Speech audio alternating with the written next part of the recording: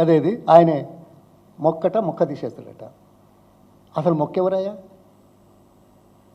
2 దశాబ్దాల పైచలకు రాజకీయాలు నడిపి 10 సంవత్సరాలు చేసినా మొక్క అవుతాడు. నువ్వు మహావృక్షమైనావు. నువ్వెన్నడొచ్చినావు కాంగ్రెస్లోకి? తెలంగాణ గురించి నువ్వు ఎప్పుడేం మాట్లాడావు? సోనియా గాంధీ మీద, మిగతా వాటి మీద, ఉద్యమాల మీద తెలియదా? ఓకే, అధిష్టానం ఏదో కొద్దిగా నీళ్లు పోసింది, చిన్న మొక్కుళ్ళే పెరుగుతున్నది, కొద్దిగా పచ్చగా కనపడుతున్నది. ప్రభుత్వం వచ్చింది, ఏం చేస్తారో తెలుసా? ఏర్లతో పాటు పీకేసేది చాలా దూరం లేదు ఈ మొక్కను. ఏ మొక్కను? రేవంత్ మొక్కను. రాసి పెట్టుకోండి. Is becoming a part of history for bad things, like రావణాసుడా. ఇద్దరు చరిత్రలు ఉంటారు. నేను ఎప్పుడు చెప్తుంటా, రావణుడు ఉన్నాడు, రాముడు ఉన్నాడు. ఎవరి చరిత్ర వాళ్ళదే. నీ చరిత్ర, నువ్వు ఎట్లా వచ్చావో, నువ్వు ఏం మాట్లాడావో, ఇప్పుడేం మాట్లాడుతున్నావో, ఏం చేస్తున్నావో తెలకుండా ఉన్నావా? భూసేకరణ గురించి ఎవరో మంత్రి గారు అక్కడ మాట్లాడారు. ఇది 8th వండర్ అది వాళ్ళు. నువ్వు వచ్చింది 11 నెలలు, ఎంత భూమి సేకరించావు? ఏ ఇబ్బందులు వచ్చినాయి? ఏ ఇబ్బందులు పరిష్కారం చేశావు? సిగ్గుండాలయ్యా. ఎస్, మల్లన్న సాగర్లో అందరం ప్రతిపక్షంలో ఉండి ఉద్యమం చేసాం, మెరుగైన పరిహారం కావాలన్నాం, అది న్యాచురల్ డిమాండ్ ఎవరైనా. కానీ కేసీఆర్ గారు ఏం చేశారు తెలుసా? 150 రోజులు చరిత్ర ఉన్నప్పటికీ కూడా దాదాపు 150 మంది రైతులను గంటల కొద్దీ కూర్చుండబెట్టి ఒప్పించే ప్రయత్నం చేసిన చరిత్ర లేదా? అదేంది ఆ విలేజ్ మరే రోడ్ వెడల్పుది, ఇప్పుడే చెప్తా.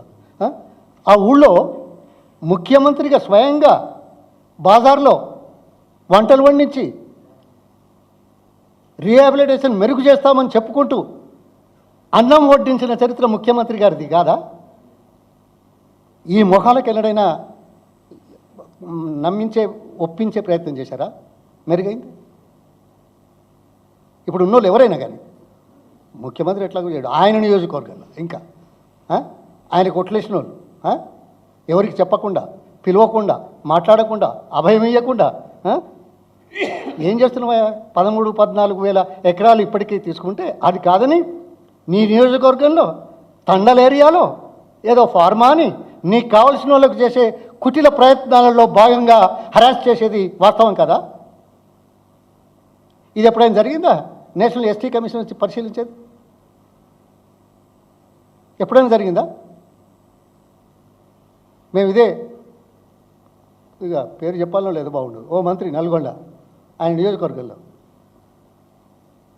11 గంటలు కూర్చున్నాం. ఏది నిర్వాసితులతో. జే బ్లాక్లో 7 గంటలు కూర్చున్నాం, మాట్లాడాం విత్ డిపార్ట్మెంట్లతో, కన్విన్స్ చేసాం. ఖమ్మంలో గిరిజనులు వస్తే పోరాటం చేయడానికి వస్తే గెస్ట్ హౌస్లో గేట్లు వేసి, సార్ మీరు బయటకు వద్దు అన్నారు. నేను బయటకు వచ్చి గేటు ముందట బాజార్లో 2.5 గంటలు వాళ్ళతో కూర్చొని సంజాయించిన సంగతి మాకు తెలుదా? నీకేం తెలుసాయా? ఎక్కడి నుంచి వచ్చావయ్యా? ఎప్పుడు వచ్చావయ్యా? ఏం చేసావయ్యా 11 నెలల్లో? నువ్వు కేసీఆర్ గారిని అంటావా? 89 కేసులు పెట్టుకొని ఆశ్రిత పక్షపాతంతో పరిపాలన చేసుకుంటూ దోచుకోవడానికి చేసే ఎత్తుగడల్లో భాగంగా భూసేకరణ కోసం చేసే కార్యక్రమాలు మాకు తెలియదా? ప్రభుత్వంలో మాకు అనుభవం లేదా? మీకు అనుభవం లేదు, అవగాహన లేదు, అహంకారం ఎక్కున్నది. సో కట్టుపెట్టి ఇప్పటికైనా ప్రజలు ఇచ్చిన అవకాశాన్ని మంచిగా చేసుకోమని మేము కోరుతున్నాం తప్ప మరొకట్లేదు. ఇంకా చాలా ఉన్నాయి. ఎంప్లాయ్మెంట్ దాని గురించి ఏదో మాట్లాడారు. ఎంప్లాయ్మెంట్ గురించి సిగ్గుండాల. 2,31,000 ఉద్యోగాల కోసం కేసీఆర్ గారు నోటిఫికేషన్లు ఇవ్వడమే కాకుండా 1,60,000 పూర్తి చేసి ప్రభుత్వం తర్వాత మరో 34,000 ఉద్యోగాలకు ప్రాసెస్లో ఉంటే నువ్వు వచ్చి ఏదో 2 పత్రాలు ఇచ్చి ఆడ ఎక్కడ మన ఎల్బీ స్టేడియంనా ఓ యా, ఎందుకంటే ముఖ్యమంత్రి కదా, వస్తుంది కదా, మా మీడియా అంతా ఉంటుంది కదా, ముఖ్యమంత్రి మాట్లాడితే ఏదైనా వస్తుంది కదా.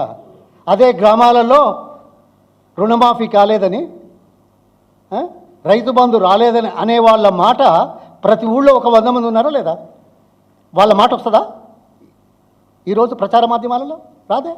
ముఖ్యమంత్రి మాట్లాడుతూ వస్తుంది. Yes, he's a CM, representative of the 4 crore people, obviously. So are you not capitalising that? We fund you ఏమనాలో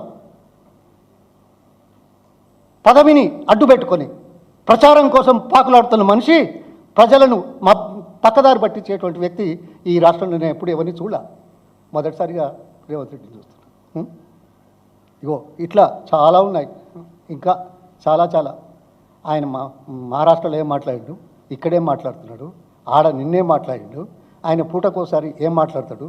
ఇక మీకు తెలియంది నేను కొత్తగా చెప్తే ఏ రాజకీయంలో ఉన్నాడు పాపం, ఈయనతో ఆయన పడలేదు కాబట్టి మాట్లాడతారు అనే విధానాలు తీసుకునే వాళ్ళు కూడా చాలామంది ఉంటారు. దయచేసి 4వ స్తంభం ప్రజాస్వామ్యం, అందుకే స్వాతంత్ర పోరాటం, అందుకే రాష్ట్రాలు ఏర్పాటు చేసుకుని ప్రజాజీవనాన్ని మెరుగుపరచడానికి చేసే ప్రయత్నంలో ఏ మేరకు మనం కృతకృత్యాలు, ఏ మేరకు మనం శక్తివంతం లేకుండా పనిచేస్తున్నాం అనేది ముఖ్యం. కానీ ఈ ఇతరులను దెబ్బకొట్టడం, మనోళ్లకు సంపాదించి పెట్టడం చరిత్ర ఉంటుంది. ఖబర్దార్, ప్రజలను తప్పుడంచలేయకు అనే మాట చెప్పుకుంటూ ఇంకా చాలా ఉన్నాయి. చిట్చాట్లో మాట్లాడుకుందాం దయచేసి, ఎందుకంటే మీకు లిమిటెడ్ టైం, ఇంకా ఉన్న వాళ్లకు లిమిటెడ్ టైం. ఈ నేపథ్యంలో ఒక్కొక్క ఐటమ్ మీద సుదీర్ఘంగా మాట్లాడే అవకాశాలు చేస్తే ఈ ప్రభుత్వ వైఫల్యాలు మనం చెప్పుకునే అవకాశం ఉంది. మెరుగుపరచమంటున్నాం, మేము అంటలేం కదా, దీపమంటలేం కదా. ఇప్పుడే మేము అంటామా? మాకు తెలీదా? వాళ్ళంతటా వాళ్ళు దిగిపోయే పరిస్థితి మేమేం చేస్తాం? వాళ్ళ అధిష్టానం కనుక నిర్ణయాలు తీసుకుంటే మేమంటాం. ఆయన ముఖ్యమంత్రిని చేస్తే మేమని అన్నామా? వాళ్ళ అధిష్టానం నిర్ణయం చేసింది. 89 కేసులు ఉన్నాయి. అయ్యో తెలియదా? అందులో ఏడీఆర్ సంస్థ ఇందులో క్రిమినల్ కేసెస్ ఉన్నాయన్నది. నీ అసలైన కేసు ఏదో తెలియదా? ఓటుకు నోటు కేసు. ఏం మాట్లాడతావా? సవరించుకో. ఉన్న కొద్ది రోజులైనా ప్రజలకు మరింత మేలు చేసే విధంగా ఆలోచించమని. నీకు అనుభవం లేదు, మాకు ఇంతో అంతో కొద్దిగా అనుభవం ఉంది, గా మాట చెప్తాను.